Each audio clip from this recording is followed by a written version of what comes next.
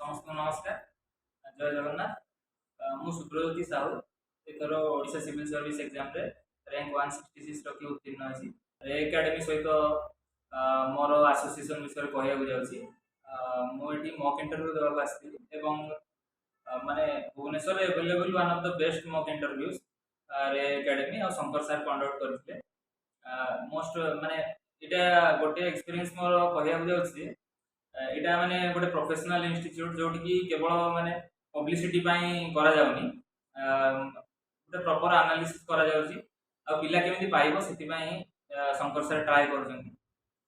एवं more experience बहुत भलो थिला रे एकेडमी सहित।